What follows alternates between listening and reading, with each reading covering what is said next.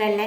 ഇന്നത്തെ നമ്മുടെ റെസിപ്പി നമ്മുടെ എല്ലാവരുടെ വീട്ടിൽ എപ്പോഴും ഉള്ള 2 ചേരുവ വെച്ച് സിമ്പിളായിട്ട് ഒരു അപ്പമാണ് റെഡിയാക്കാൻ പോണ. 1 കപ്പ് അവിലെടുത്തിട്ടുണ്ട്. ഞാൻ വെള്ള അവിലാണ് എടുത്തേക്കണേ. ഇടയിൽ ഏത് അവിലാണെന്ന് വെച്ചാൽ അത് നിങ്ങൾക്ക് എടുക്കാട്ട.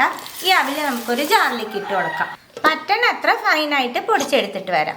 പൊടിച്ച അവില് ഒരു ബൗളിലേക്ക് ഇട്ട് കൊടുക്കുന്നുണ്ട്. അതേ കപ്പിൽ 1 കപ്പ് റവ എടുത്തിട്ടുണ്ട്. അതും ജാറിലേക്ക് ഇട്ട് കൊടുക്കാം. ഇതും പറ്റണത്ര ഫൈനായിട്ട് പൊടിച്ചെടുത്തിട്ട് വരാം. പൊടിച്ച റവയും ബൗളിലേക്ക് ഇട്ട് കൊടുക്കുന്നുണ്ട്. 1 കപ്പ് സാധാരണ പാലെടുത്തിട്ടുണ്ട്. ആ പാല് നമുക്ക് എന്തോരം വേണം എന്നുള്ളത് കുഴയ്ക്കുമ്പോൾ അറിയാൻ പറ്റും. ഇപ്പം 1/2 കപ്പ് ചേർക്കുന്നുണ്ട്. ഒന്ന് മിക്സ് ചെയ്ത് നോക്കുക. കുറച്ചും കൂടി ഒഴിച്ച് നോക്കാം. 1 കപ്പ് പാൽ എടുത്തതിൽ 1 ടേബിൾ സ്പൂൺ പാല് ബാക്കിയുണ്ട്. ഇത് നമുക്ക് ഇങ്ങനെ മാറ്റി വെക്കാം. റവ 10 മിനിറ്റ് റെസ്റ്റ് ചെയ്യാനായിട്ട് വെക്കാം. അതിന് ശേഷം വേണമെന്നുണ്ടെങ്കിൽ ചേർത്ത് കൊടുക്കാം. പാനിലേക്ക് 1 ടേബിൾ സ്പൂൺ നെയ്യ് ചേർക്കാം. നെയ്യ് ചൂടാകുമ്പോൾ ഇതിലേക്ക് കുറച്ച് നാളികേരക്കൊത്ത് ഇട്ട് കൊടുക്കാം. ഈ നാളികേരക്കൊത്ത് നല്ല ബ്രൗൺ ആക്കി എടുക്കാം. നാളികേരം ബ്രൗൺ കളറായി.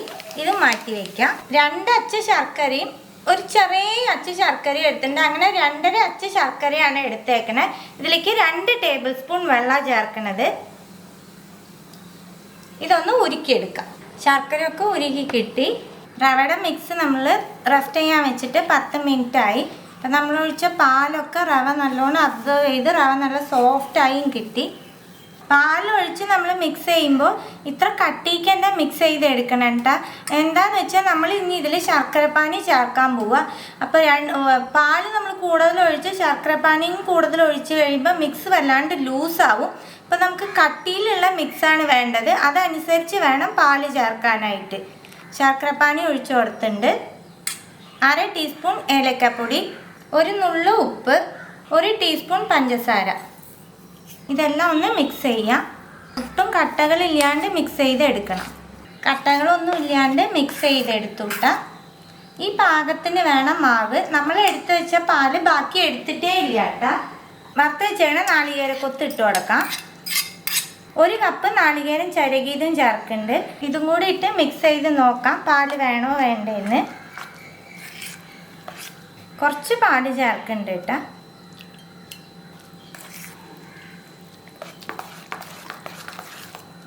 ഇപ്പം കറക്റ്റ് പാകമാണ് നമ്മുടെ മിക്സ്. ഇത്ര കട്ടിയിൽ വേണം നമുക്ക് ആവിയിൽ വേവിച്ചെടുക്കുമ്പോൾ. നമുക്ക് ഇത് മാറ്റി വയ്ക്കാം. ഇങ്ങനത്തെ 6 കപ്പ് ഞാൻ എടുത്തിട്ടുണ്ട്. ഇതിലാണ് ഞാൻ അപ്പം വേവിക്കണത്. സാധാരണ സ്റ്റീൽ ബൗളുകൾ എടുക്കാം, അല്ലെങ്കിൽ നമ്മുടെ ഇഡ്ഡലി പാത്രത്തിലായാൽ ഈ അപ്പം റെഡിയാക്കി എടുക്കാൻ പറ്റൂട്ട.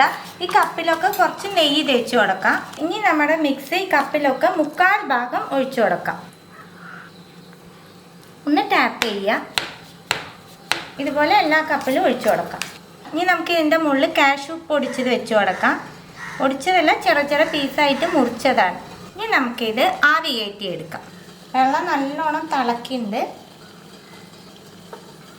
5 എണ്ണം വെച്ച് കൊടുത്തു. ആവിയിലെല്ലാം വീഴാണ്ടിരിക്കാനായിട്ട് ഒരു പ്ലേറ്റ് വെക്കുന്നുണ്ട്. അടച്ച് വെച്ച് 15 മിനിറ്റ് വേവിച്ചെടുക്കാം. അപ്പം വേവാനായിട്ട് വെച്ച് 15 മിനിറ്റായി. നമുക്ക് തുറന്ന് നോക്കാം. വെന്തുണ്ടോ നോക്കാം നമുക്ക്.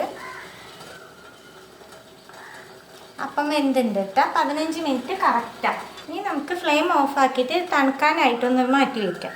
അപ്പം തണുത്തു. നമുക്ക് ഈ കപ്പിൽ നിന്ന് വെടിയിക്കാം. വീട്ടിലുള്ള 2-3 ചേർവ വെച്ച് തന്നെ ഹെൽത്തി ആയിട്ട് 15 മിനിറ്റിൽ നല്ല അടിപൊളി ഒരു അപ്പം നമുക്ക് റെഡിയാക്കി എടുക്കാൻ പറ്റും. അപ്പം എല്ലാവരും ട്രൈ ചെയ്ത് നോക്കണം. ട്രൈ ചെയ്ത് നിങ്ങളുടെ ഫീഡ്ബാക്കൊക്കെ അറിയിക്കുക. പുതിയൊരു റെസിപ്പി ആയിട്ട് അടുത്ത വീഡിയോയിൽ കാണാം. See you. Bye.